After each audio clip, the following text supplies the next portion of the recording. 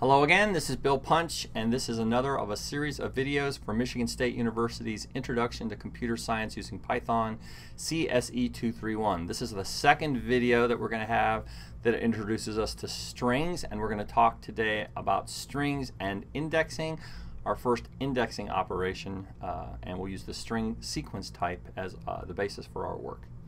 Let's go ahead and start. So as we said,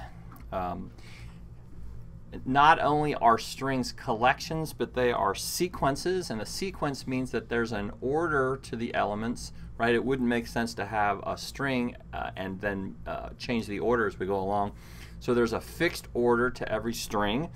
Since there's a fixed order to every string, we can associate, and Python does associate for us, a sequence number, or better yet, an index, with each element in a string. Each element is a character.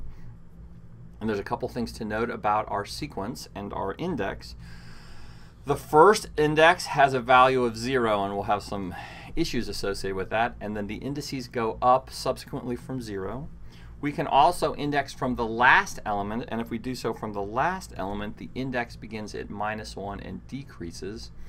And then we have an operator that allows us to do indexing, which is the square bracket operator. If we have two square brackets and an index in between, we can index a particular element in the string as we go through. Here's a nice picture that sort of helps us understand this. So here's our standard hello world with the associated indices. So index 0 is associated with the letter H. Index 1 is associated with the letter E. Index 2 is associated with the letter L. We also can index from the rear. So -1 is associated with the letter D, -2 is associated with the letter L, and so on and so forth. Those indices are generated for us automatically, and so we can make reference to them. Here's an example of our use. Let's run it first. So with the string equal to hello world, I can ask, what is the value of my string using the square bracket operator at position 4?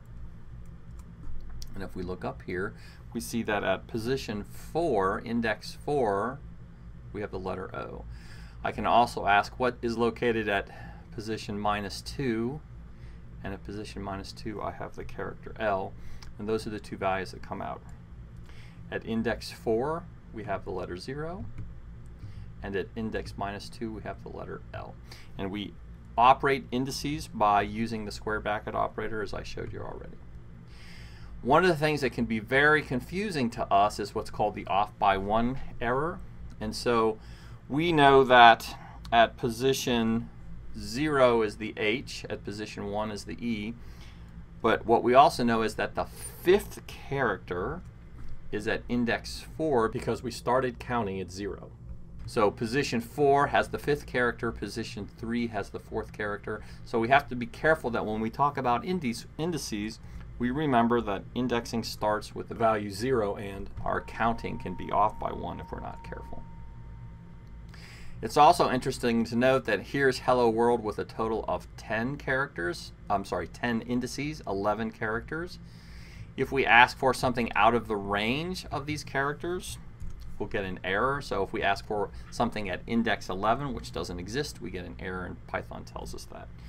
It's also worth noting that even though we're talking about individual characters, each one of those characters is still of type string. There is, again, as we've said before, no character type in Python. So the individual character O is of type string, and the individual character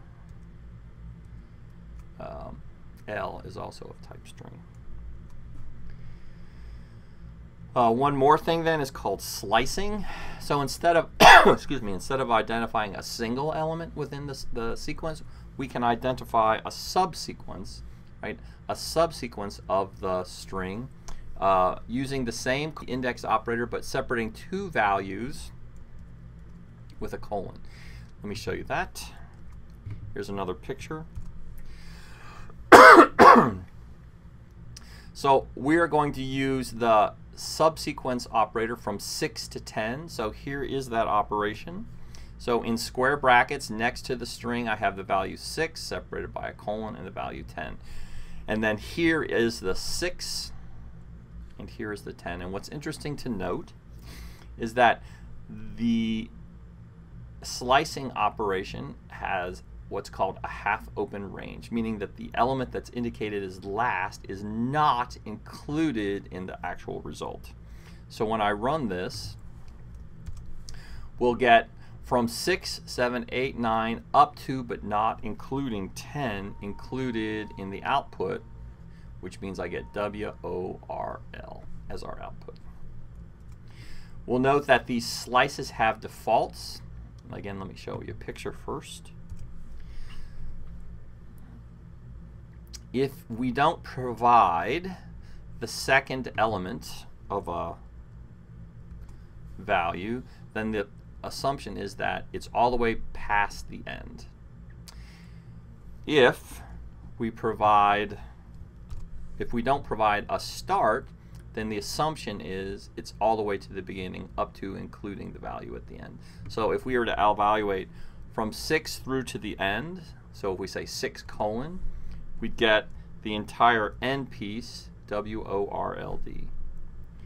If we said, I don't know where the beginning is, but up to and not including 8, we'd get hello space WO starting from the beginning. And finally, to change slicing just slight more, we can add a third argument, which defaults to 1, which is a count by argument. How many of the elements do we want to go by?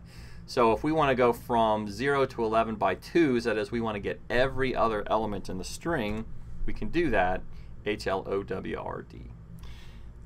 Using the defaults gives us a kind of idiom. If we use this idiom, if we say take both defaults, this is essentially an entire copy of the string. If we say from beginning to end by -1, this is a reversal of the string.